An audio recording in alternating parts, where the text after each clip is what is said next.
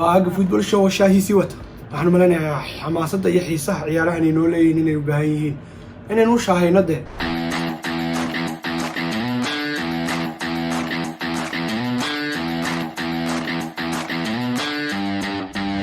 assalaamu calaykum waraxmatullaahi wabarakaatu waa mar kale yaaga football show oo hawada iskugu soo laabateen waxaan rajaynayaa dhammaantiin inaad fiicantiin ood caafimaad qabtaan alxamdulilaah anu waan fiicanahay midda iskugu keen dambeysay kolley kamayna kala warqaadan muddooyinka laakiin waxaan rajaynayaa inaan si fiican u kala warqaadano weliba innagoo u kala warqaadanana ciyaar xiiso badan oo maalinta axadda haddii ilahaydhaa ka dhici doonta dalka ingiriiska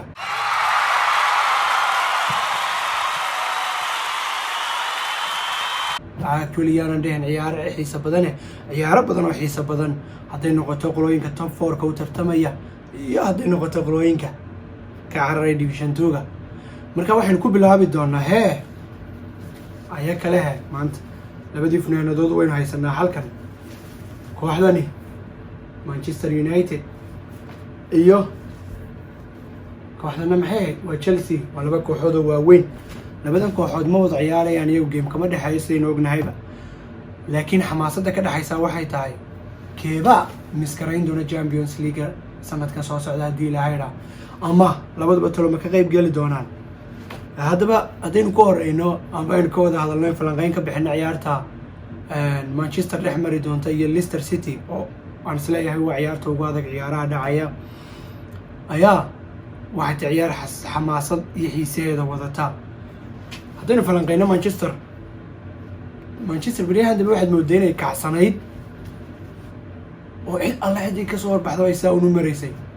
anaaba yaabo yidhi Manchester tanimaatii 99-kiiba نعم عايز واحد سوسي بريق مانشستر جرمانتي كل عياري كرتيسي وحمر ريان ويرر كيد ويرر لقبان كرما دحديد ودح لقبان كرما دفاع عندنا جول بك مود لنين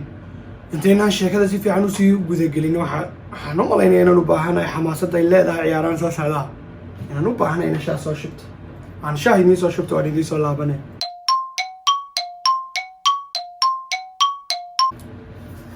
waaga football show shaahiisi wata waxaan maleynayaa xamaasadda iyo xiisaha ciyaarahan inoo leeyihiin inay u baahan yihiin inaynu shaahayno dee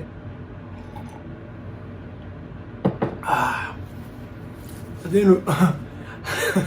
iga raclaada waxaan maleynayaa dad badan shaah iskaga baahan baa jira haddaynu dib ugu noqono ama falanqeyntii Manchester United baynu ku soconay Manchester waxa aad moodaa difaaceedu inuu hadda u dafirayba kooxdii oo gooshii la soo qaadaba ay ka dhalanaysa dee weerarkeedu weli wuu fiican yahay dhexdeedii waxaad moodaa hadhowniyo dhexdeedii wax ku dhacay nimankii geb tahay ee kubadday baasaanba goolka ahayd ee sidaa wax u waday waxaad moodaa hadda inaanay waxbaba ku socon bu last 4 games haddaynu dhahno afartii kulana ugu dambeeyay waxaad moodaa inay wax ku habsadeen goolkiibarkoogii difaacoogii weerarku still goolashii waa dhalinaya laakiin dee goolashii badnaa ma dhalinayo haddaba isku soo wada duubo maxaad is leedahay daawade maxaad ka filanaysaa Manchester oo laba rajo ku xidhan yihiin labada rajo maxay tahay haddii ay guuleysato iyaduna Champions League ay ka qayb galaysaa kooxdan yarna de kolley waa koox yar marka Manchester laga dhigay iyaduna Champions League ka qayb galaysaa hadday guuleysatay haddii laga guuleystaba kooxdanood moodani aad ugu baahantay inay Manchester badiso ciyaartay leedahay awgeed marka haddaynu saadaalinteena bixino amba aynu eegno dee Leicester City ciyaaraheedii ugu dambeeyada sidii looga soo noqday baa fasaxii gaabnaa ee uu kalifay fayraskii adduunka oo dhan ka socday Leicester City maaha Leicester City deenu naqaanay top 4-ka actually top 3-ga haysatay ee nacam sidee u ciyaaraysay sidee wax kasta uga fiicnayd iyo kooxo dhan sidee uga awood badnayd marka laga reebo Manchester City iyo Liverpool aynu ogeyn ayaa waxaad moodaa koox kasta imika ka hor timaada inaan waxba iskaga tirinaynba Tottenham ogeyn baaba 3 gool iyo waxba kaga badis marka Manchester ma kula tahay inay Leicester City ka badin doonto mise Manchester laftigeedu waa tan ciyaarteedu hoos u dhacday waa la isla degi doonaa meeshan ciyaarta hadday break ku dhamaato Manchester United way soo bixi doontaa Leicester City-na waxay ku xirnaan doontaa inay Chelsea laga badiyo laakiin hadday break ku dhamaato Chelsea-na break gasho Leicester City-na way hari doontaa Manchester United iyo Chelsea baa soo bixi doona saadaashiina maxay tahay talo Manchester United weerarkeedu wax ma iska celin doona difaaceedu wax ma difaaci doona goalkeeperkeedii oo 3 sanadood oo isku xiga noqday Manchester United ciyaartooygu ugu fiicnaa hadda waxaad moodaa inuu ciyaartooyga Manchester United ugu xun yahay markaad u eegto amba uu ku haysta kaalinta koowaad aan idhaahdo difaacay 80 milyan ka soo bixiyeen wax alla wuxuu meesha ku hayaa la garanay no kole ninkii garanaya waa garanaya ninka odayga laakiin anu haddaan Manchester United aan wax ka ahay 10 milyan kama soo bixiyeen ninka ama habaan ku soo qaadan lahaa amaanadiisana waan ku celin lahaa markii dhammaad koox Manchester United mustawaheeda amba magaceeda oo kale leh ciyaartay u qalmaba inuu ka ciyaaro ma marka goalkeeperkii ma waxa ku dhacay difaaca 80 milyan beenta la soo siiyay ayaa noqday nin aad ugu jilicsan mise talow goalkeeperkiina kalsoonidiisa baa hoos u dhacdayo isagaaba ugu wacan inay waxaan goolale ka dhashaan koox ku yahayba waynu arki doonaa haddii Mareykanka joogta 10 subaxnimo inoo bilaabmi doontaa Central Time-ka saadaasheeda anagu haddaan bixino waxaan rajaynaynaa amba saadaasheedu aan u badinaynaa inay kooxda Manchester United 2 gool iyo gool ku badin doonto insha Allah saan uga qayb gali doonto sanadka dambe Champions League Leicester City-na nasiibkeedu ku xidhan yahay in ciyaarta Bridge Chelsea-na laga badiyo waayo uma arka Leicester City inay awoodayso Manchester United kaga badin karto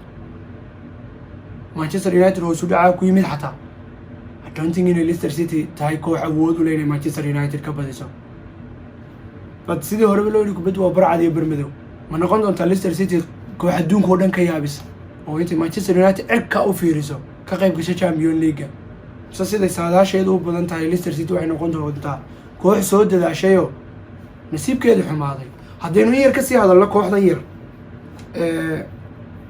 magaca Manchester United oo kale ma laha kale laakiin waa koox yar oo imka 10 sano 15 sano ugu dambeeyay Ingiriiska kooxeeda ka soo qayb galay oo wax soo gaarsiiyay oo Manchester United marka laga tago kooxda labaad ee Premier League magacan cusub ku guuleysatay 5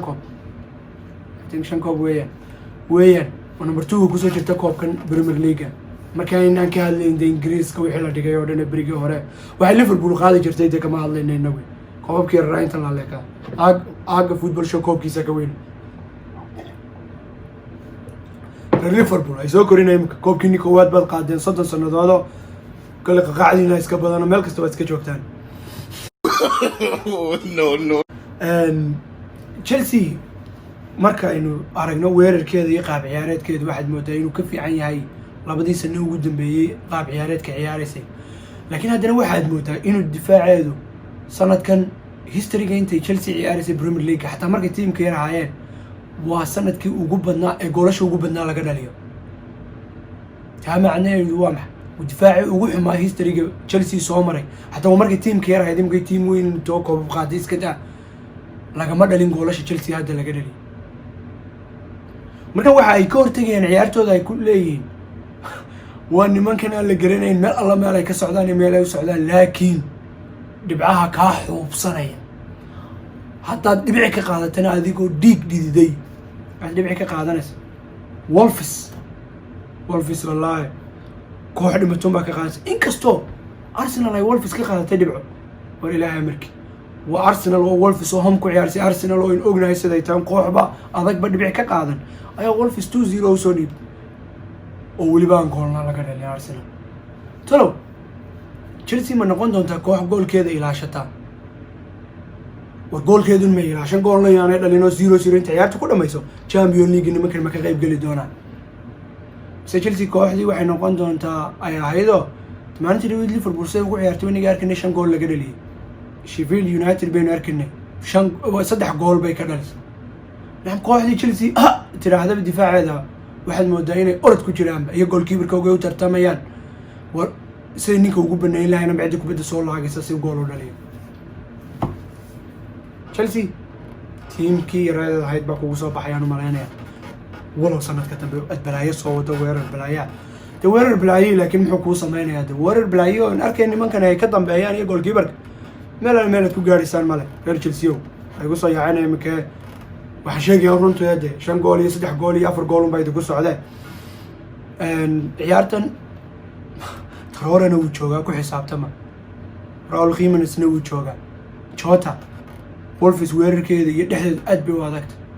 waana koox ku tartamaysa inay Europa League ka qayb gasho iyadoo ay isku haystaan Europa League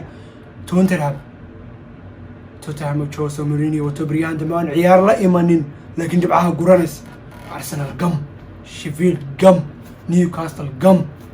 alla cidi ka soo baxday Tottenham keentay haysa iyadan ciyaareen waxa loo ciyaar salama garanay marka ciyaartii ugu dambeysay Tottenham Crystal Palace bay tagaysaa waan isleeyahay dhibcaha way ka qaadan kartaa Tottenham hal dhibic bay ka hooseysaa Wolves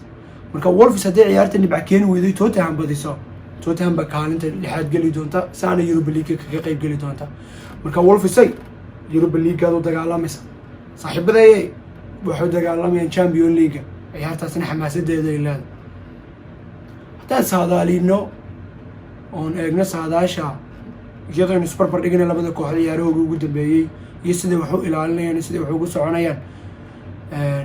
waxaan qabaa ciyaartaas inay Brecha ku dhamaanayso